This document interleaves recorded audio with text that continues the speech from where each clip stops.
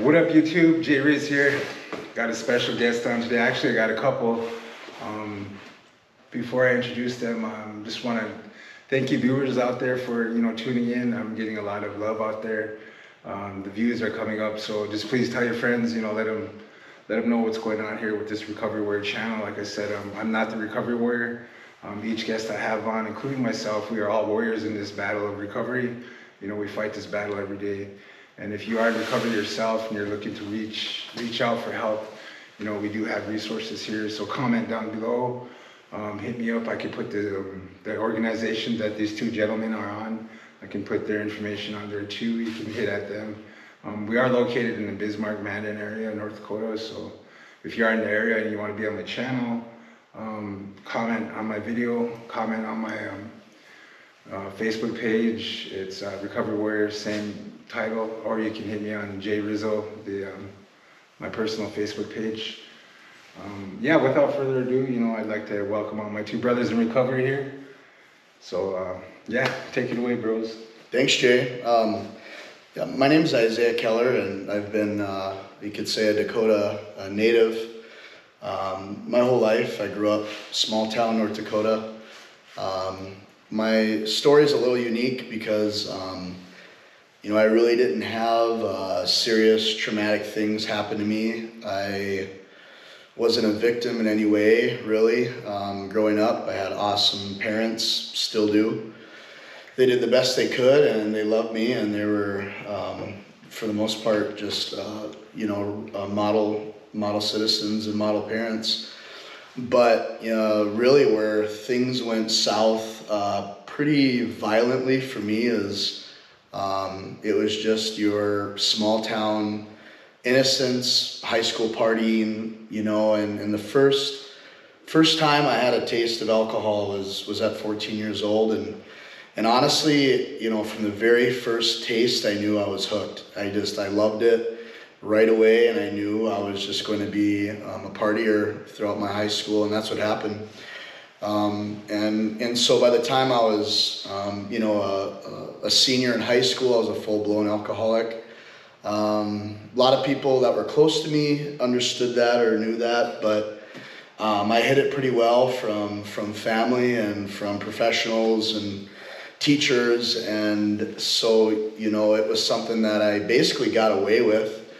And of course, with that comes drugs, and so by the time I was, like I said, a senior, I was full-blown alcoholic and using marijuana, and but things got even worse than that, and I mean that would have been enough to send me to treatment and get help, but things continued to spiral. And 2 years after I was graduated, I was at a party and was stabbed 7 times with a hunting knife, and there I was bleeding out on the ground, face to the ground, and honestly praying for another chance. I went to the hospital. I was there for a week, and it seemed like I had defied the odds, and how you can get in your pride, and thought I was invincible, and so it was time for more. And so from that, I got addicted to pain medication for the pain, for the wounds and stuff like that. So,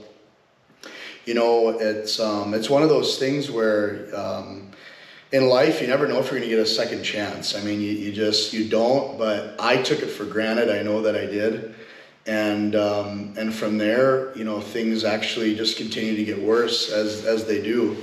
In addiction, and so it wasn't too much longer after that. A couple years after that, people started to die, and the thing about it is, I had never really lost anyone close to me before, but with the world of addiction and drugs and all that stuff, I mean, people just start dropping. One person took his life, and other things happened as well, overdoses and different things like that. And so, I continued on this downward spiral, and I kind of, my life is kind of broken up into timelines, and I can look back from the age of 14 to 24 or 25. There's about 10 solid years of pretty serious addiction, and so I by the grace of God, was able to kind of gather myself. This was after one of my best friends had passed away, and I began to think, if I continue to do what I'm doing, it's not going to be long before I'm in the same place, and I'm 6 feet under, looking at a headstone, and I was aware of that. I do believe God used that to wake me up, and so I started to really soul search. Honestly, I began to do a lot of reflection.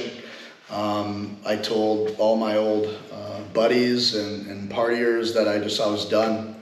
Of course, whenever you make difficult decisions like that, not everyone's going to agree.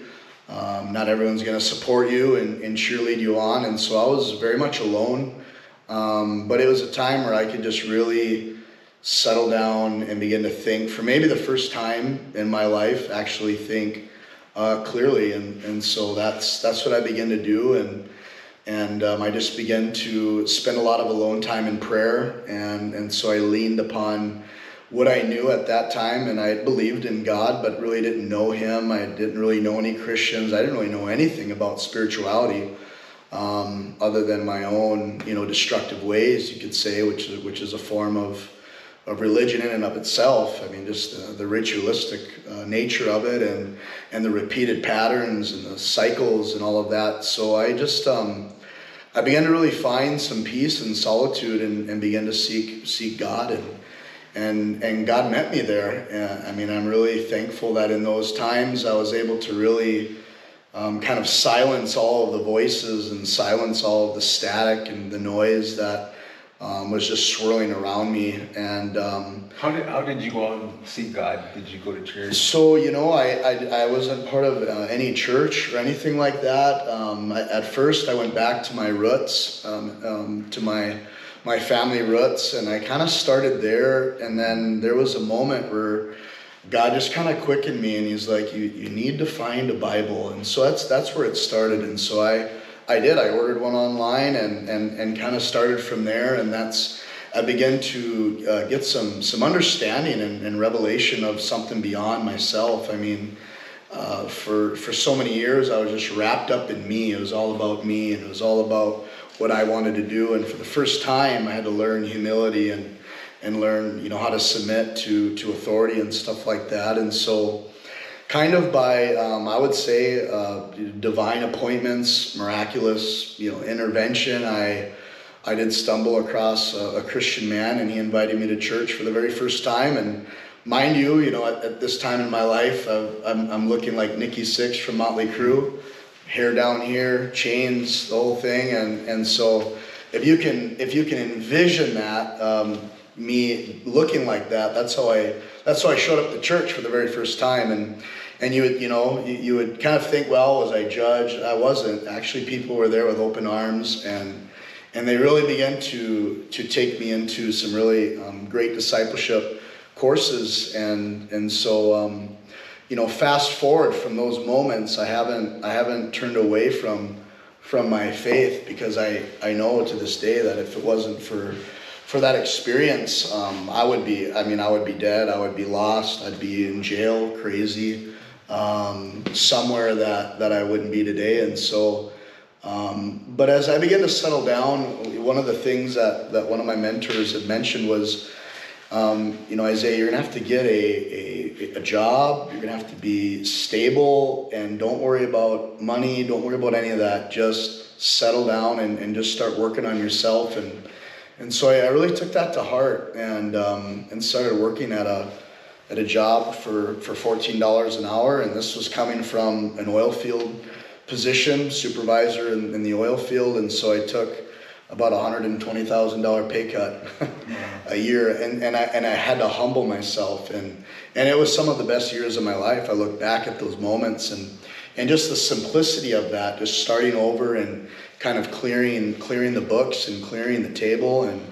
And so I got involved with Delta Vacations, just a simple sales for a travel agency. And then I began to really start thinking about how can I make a difference? How can I make an impact in my world, especially with people that were in my position? And so from there, I took a job at the Boys and Girls Ranch, and I did that work for about 3 years and worked with kids and helped to develop programs.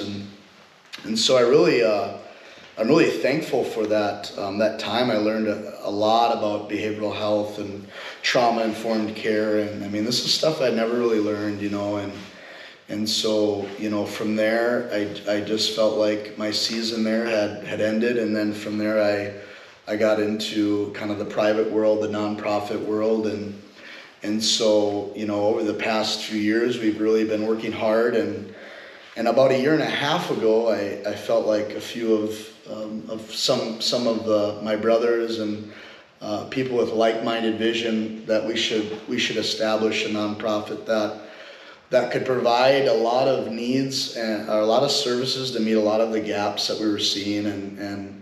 And during this time, in North Dakota, things had really exploded in the recovery world, and all of the things that even the MHA has done alone, and then other agencies around the state. I seen like a lot of things beginning to come together, and so fast forward about a year and a half from when we had started Seeds of Eden. We do run sober living homes. We've got 3 here in North Dakota, and we're working on expanding into South Dakota. We work heavily with tribal communities and Standing Rock and Spirit Lake, and so it's just honestly been just an adventure from the time that I decided to get sober, and I let people help me, and I began to just let God take the reins. And I mean, I would have never dreamed, 10 years ago or 15 years ago that we would be where we are today. And so it's very humbling, and anytime I get a chance to share my story or cast vision, I take that opportunity, because I know it's a very serious thing. I don't take it lightly. And so we're busy, and one thing that I've really learned about being in the recovery world and working on yourself and that type of thing, and trusting God and all of this, is that for me, my biggest challenge is balance, because I'm a very passionate person. I'm very goal-oriented, very driven. And so I tend to, go way to the left or way to the right. And so right now in my life, I'm really trying to hone in on balance and finding just harmony with where I'm at, and maintaining relationships, and yet still striving for more. And so one of my mentors had given me this advice. He said, you need to learn to be content and full, but also hungry at the same time. And so, we want to be challenged to grow, and yet we want to be thankful for all that we do have. Otherwise, we can get kind of, I would say, just off balance, where we begin to kind of look at our situation and say, well, maybe I'm not doing enough, or I don't have enough, and yet God has a way of kind of bringing us back to the center and saying, you know what, I've given you more than you deserve. And that's really how I feel today. I've been blessed with more than I deserve, but I know that we're worthy of it, because He loves us, of course. And so yeah, my story is unique, but I feel like right now in my life, I just want to help build other leaders, and that's so we really have a passion at Seeds of Eden to build leadership, men, women, old, young. It doesn't matter if someone wants to get involved.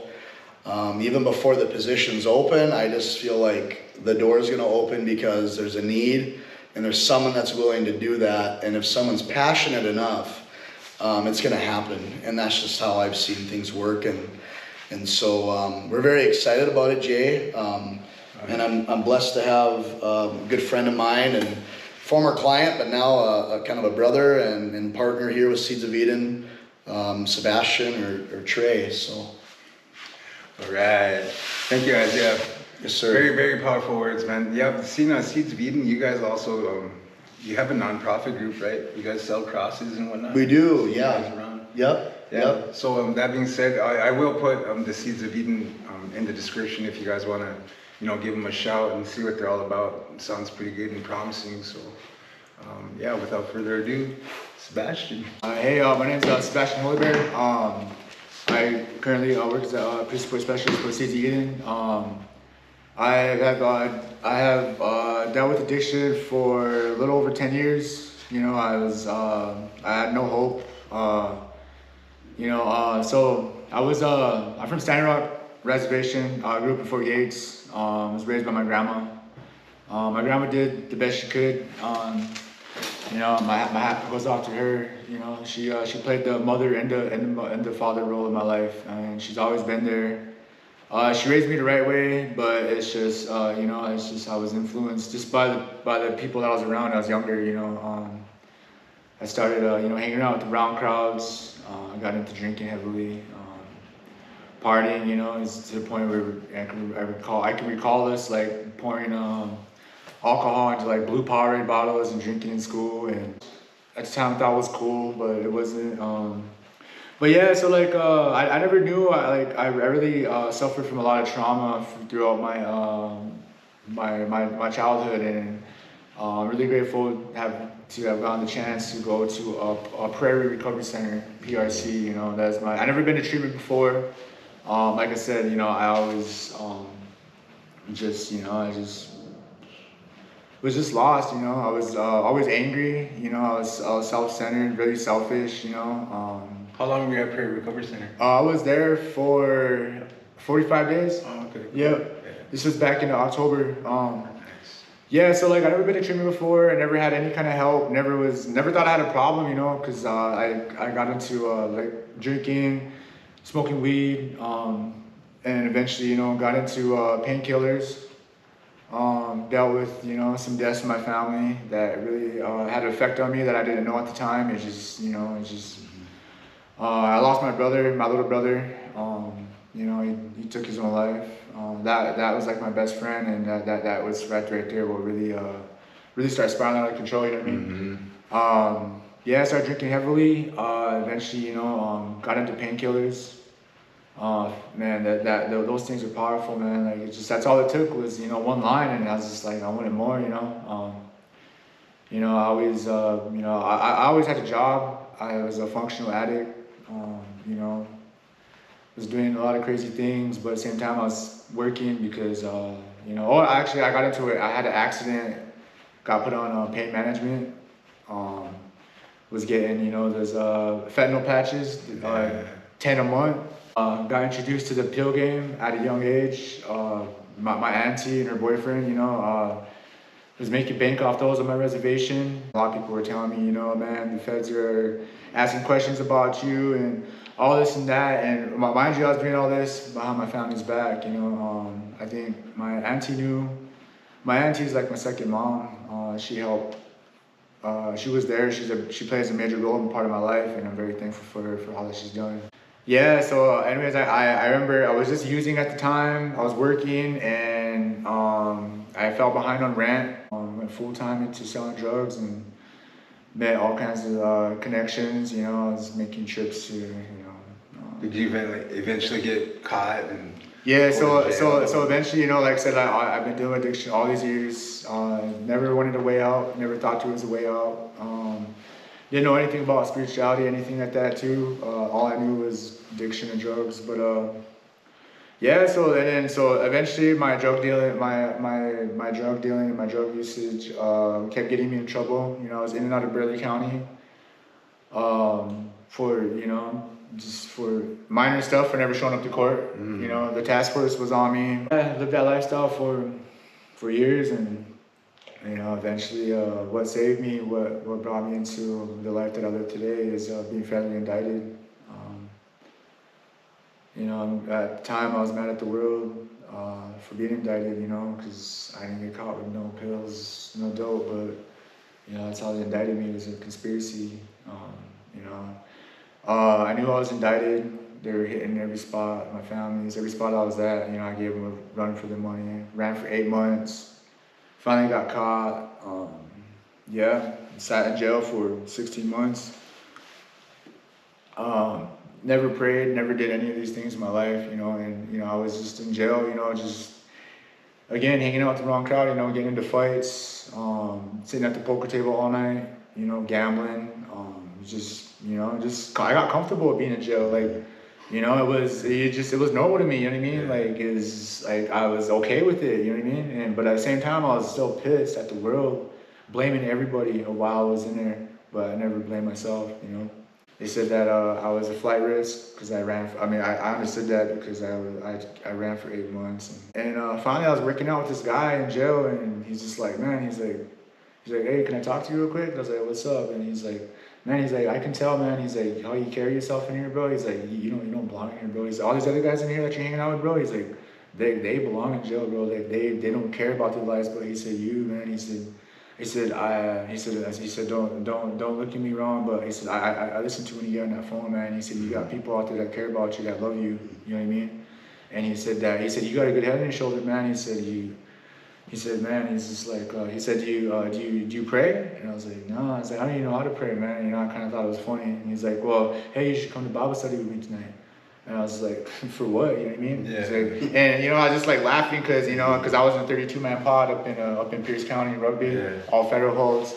And it's just, you know, and this guy, he's smart, but he got indicted too. And, you know, I was looking for a different, you know, I was, you know, getting tired of, you know, being crammed in jail every single day, you know what I mean? Mm-hmm. So it's probably, I would say, probably about 13 months after being incarcerated, you know, I finally, you know, I was like, well, what do I gotta lose? You know, I finally just, I don't know, I just felt something. There was something inside of me that was like, you know, calling, like wanted me to, you know what I mean, try it out with him because he was happy in jail, you know what I mean? And it's just like, and then my grandma always sent me like letters and she's always saying, man, don't forget to pray, you know what I mean? Pray, and we're always out here praying for you. And you know what I mean? So I was just like, okay, I'll give it a try. I went to Bible study.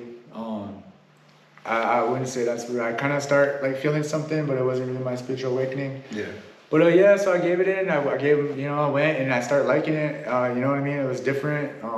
And I started praying, and this is crazy because I was ashamed of praying.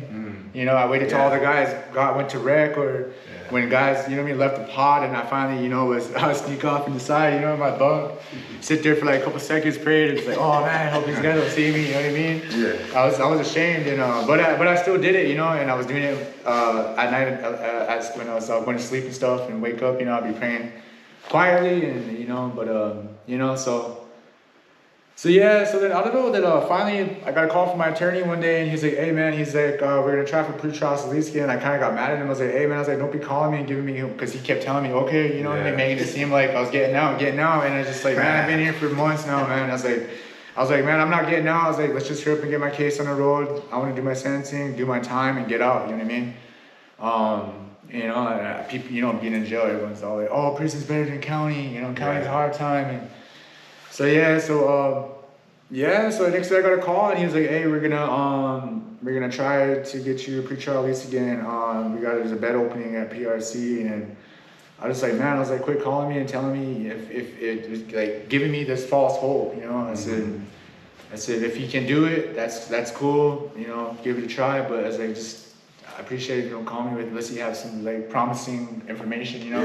Yeah. So he sent me the app. I did the app, and at this time, you know, I was praying, I was doing, you know what I mean, I was doing all these things, going to Bible study every week, you know, even got a Bible, you know, I called home, and my grandmother was really proud of me, and just, yeah, then I started getting this, like, hunger for you know what I mean, at first, I didn't know how to pray, though, you know what I mean, I was scared, you know, it's just like, what do I pray about, you know, I was just like, my little prayer was probably like 30 seconds, 45 seconds every night, but you know what I mean? So anyways, next thing you know, I was sitting there, I got shipped back to Burley for like a week and a half. Got sent out to Stutsman County. I was out there for 2 more months. You know, and I kept on it though, you know, I was in a smaller pod this time, there's 8 of us, and these guys were all, you know, they were all into it, going to Bible studies, and you know what I mean? So I kept on it, you know what I mean? And we just be like, man, did you pray today? No, did you? No. Oh, well, better get back in your pod, you know what I mean? Let's go, you know what I mean? Did you pray? Yeah. Did you pray? Yeah, you know what I mean? It's just, you know what I mean? And it's just like, I don't know, I felt something inside of me, you know what I mean? Like started slowly, and I was like, okay. Then I started reading a lot, you know what I mean? In jail, you know, self-help, whatever books.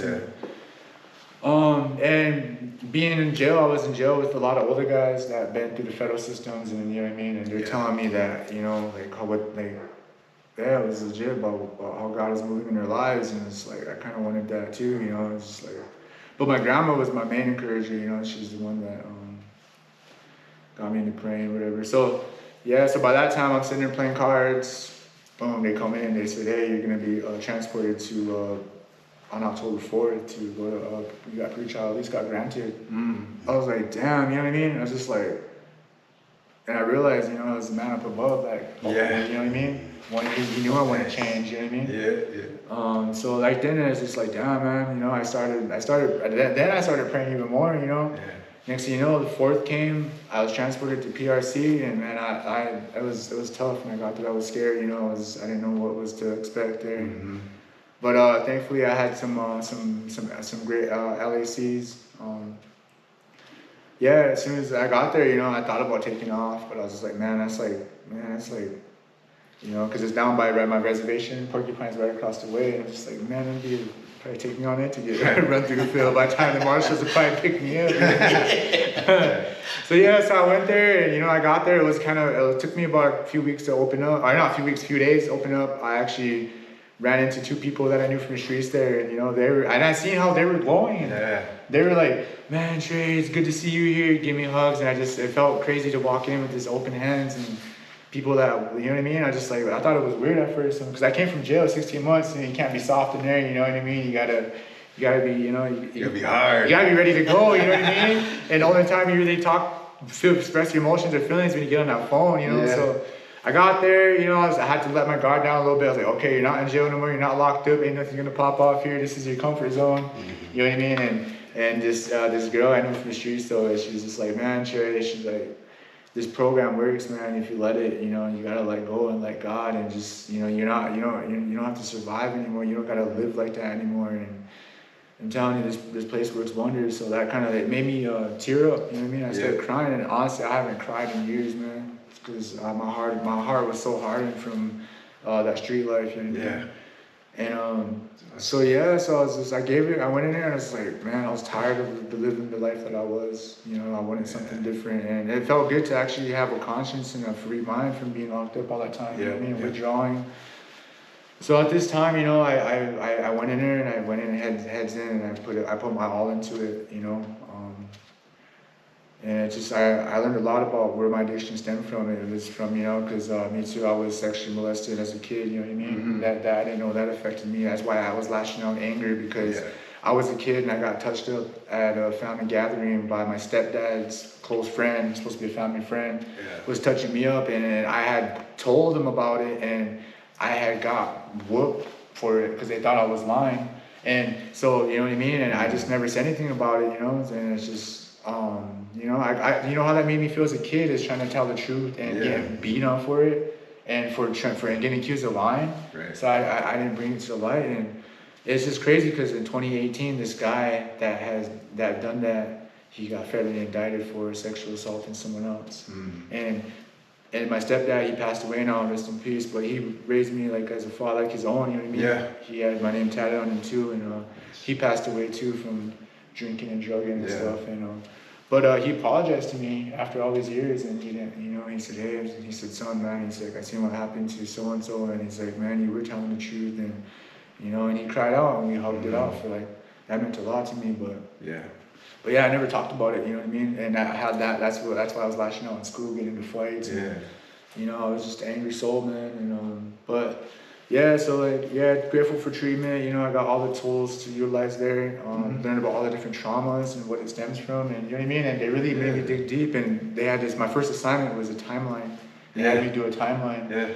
And I was like, well, I didn't know how to do it, but so they said, well, just from what you can remember of all the things. And you know, I realized too, like, I remember hearing like my grandma and partying, you know what I mean, being around alcohol, and as soon as I heard CCR coming on, as soon as I heard, you know, Midnight Special coming on, I knew I was in for a long night of partying in the other room. I was a kid, you know what I mean?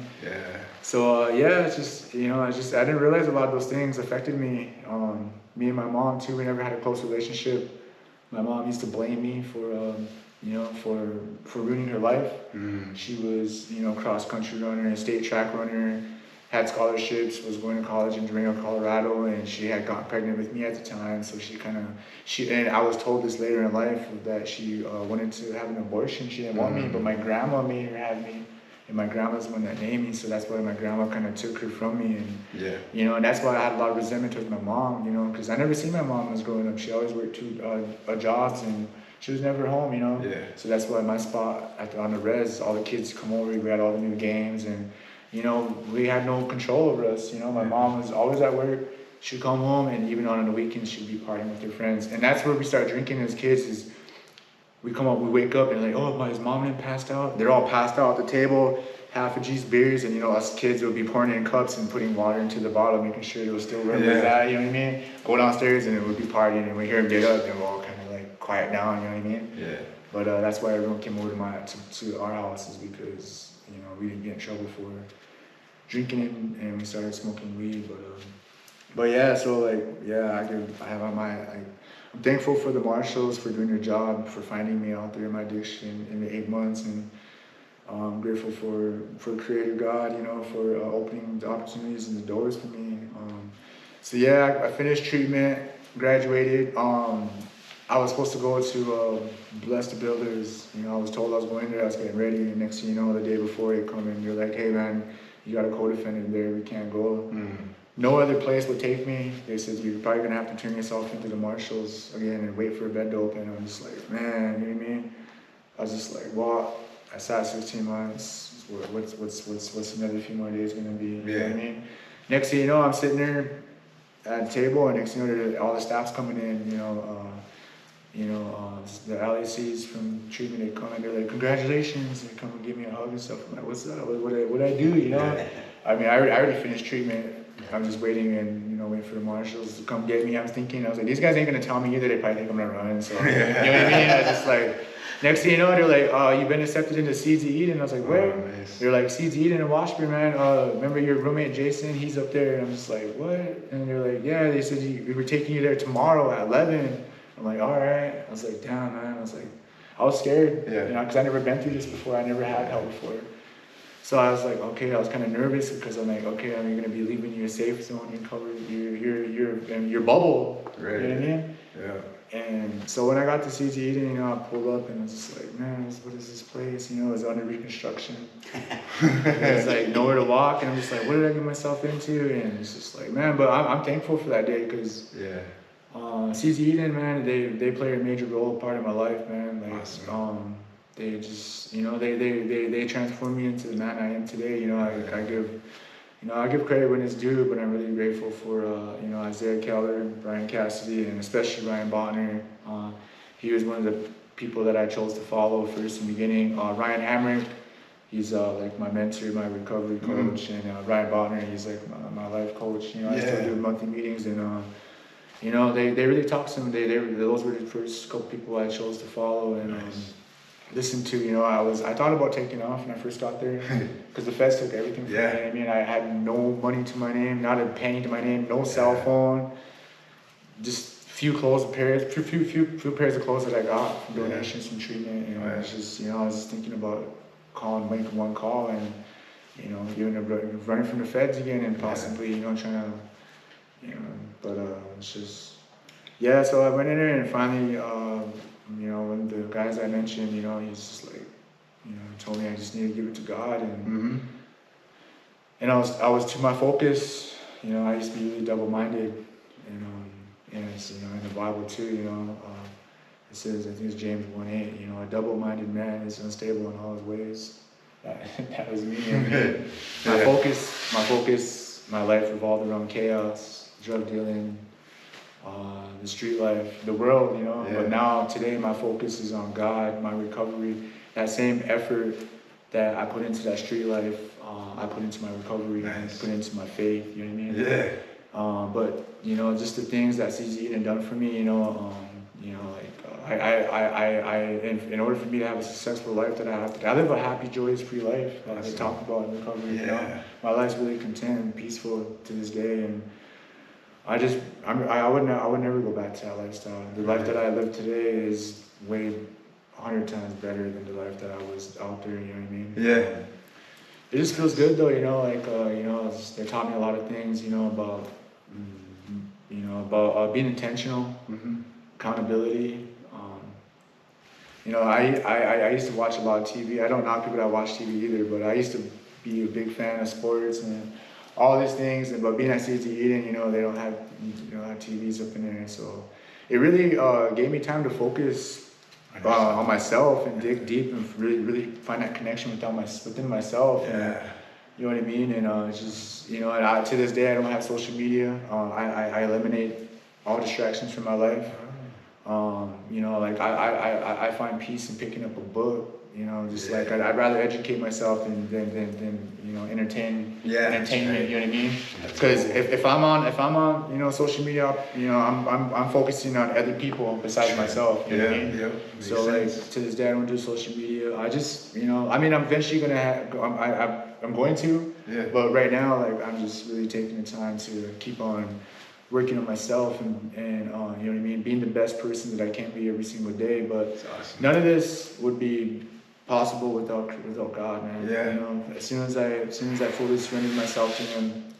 So that's when my spiritual awakening happened. Was PRC, they take their clients up to Evangel. Mm-hmm. I went there and music started playing. I was crying in tears of joy. Yeah. You know what I mean? Joy. So after that experience, I'm just like, damn, man, I want. There's something about this that I want. Yeah. And thankfully, CT Eden, I found the church in Mandan that I really love. They were all there with welcoming hands. Pastor's really good, powerful preaching. It's just some experiences that I've had there within that church that I can't explain, man. It's just, when I'm in there, I don't care who's there or what's going on around me. I'm there to hear the word, and I'm there, building a connection with God. And it's crazy because I don't even sing or dance. I used to, you know what I mean? And it's just I'm in there celebrating every single time and filled tears of joy. You know what I mean? Healing. You know what I mean? And it's amazing because I never felt that before. And I love that stuff, man. I love going to church. I'm very thankful for CT Eden for, giving me the opportunity to utilize their services. And, but today, what's keeping me sober is realizing that all the harm that I did, I really dedicated and devoted my life into helping others. That's what keeps me sane today is, just giving back to the community, doing service work. I'm up to Partial right now. I'm active in the communities. The things that they have going on up there. You know what I mean? And like I said, I'm very thankful for Ryan Hamrick, Ryan Botner, and my sponsor, Joe Azure. I'm thankful for him to have walked me through the steps, walked me through the book, and I wasn't required to go do the 12-step program. Mm-hmm. I wanted to willingly back in March. Yeah. So I just always just like to stay out of my comfort zone, and because that's how I keep growing. Keep doing things that make me uncomfortable. You know what I mean? Yeah. Because I noticed out here too, a lot of people start falling off when they get to where they think they want to be at. Yeah. You know what I mean? They get bored and Yes. you know what I mean? And just like this quote I heard, you always want to find, this is what I live by, is you always want to find someone that's ahead of you so you can learn and follow from people that have been there, people that are successful, people that have done it, you know what I mean? And all the people that was brought into my life that I chose to follow, they're all on addiction too. They're just like me, you know what I mean? Like Ryan Botner is one of the directors for CT Eden, Ryan Hamrick, I wanted what they had, you know what I mean? Yeah. And it's just, I went heads in and, because when you have no one else to follow but yourself, there's no improvement, you get caught running in circles, you know what I mean? And that's what I did all my life. I thought I knew best, you know what I mean, in my own will. And But now, I live for God's will, and that's, loving others and being compassionate and serving others. But yeah. That's good. But yeah. Powerful words. It gets better though, you know what I mean? Yeah. Just 24 hours at a time, you can't do anything to change the past. You can't control the future, but it's what you can do every single day to better yourself and to make yourself have a better future. And that's what I live by every day. I don't future trip. I don't think about the past. I focus on, the 24 that I'm given, that God gives me to wake up to. But what keeps me sober in this happy life too is I pray a lot, man. A lot of praying and meditation. You know, just connecting every single day and allowing him into my life. You know, it allows me to live a peaceful life today. You know, I give him my problems, my burdens, everything into him, and it's beautiful, man. It's crazy because it's a free gift that is offered to us if we allow him to. You know what I mean? He wants to help us. He loves us. You know what I mean? He's a forgiving. He's the only person that never stops working in our lives. He's the only person that's never given up on us. And you know, obviously, I'm still here for a different purpose. And I give my life to him, man. You know, like I live for him.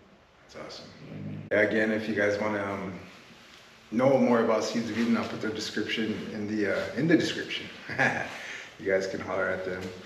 Yeah, thanks Isaiah, thanks Sebastian for you guys, going out of your way. There's some busy men. They showed up with a trailer full of material. You guys are heading down to McLaughlin. That's right. So with that being said, do you have any closing remarks for the viewers out there in YouTube land, Isaiah? I do, yeah. So we're engaging in some areas that I would probably label as uncharted, and we're taking on things that in some ways haven't been done before. And so we really would covet your prayers, but just as important, we want to work together. We want to work together with other agencies, with other people. If you've got an idea, call us. If you've got constructive criticism, call us. Like we want to be the best that we can be, and we know we can't do it alone. We're fighting a severe battle. It's an intense battle. There's some days it takes everything out of us, and we know that the audience feels the same way, because many of you are you're in recovery as well. And so I just want to encourage everyone to just connect with us, unify with us. We just want to reach as many people as we possibly can before it's too late. And so with that, I'll just pass. Thanks, Jay, for having us on. All right, awesome. Thank you guys for your kind words. Yeah, and don't forget to tune in. Recovery Warrior here on YouTube. If you guys like what you see, hit that like. If you want to see more, hit that subscribe. All right, thank you for watching. Love you. Bye.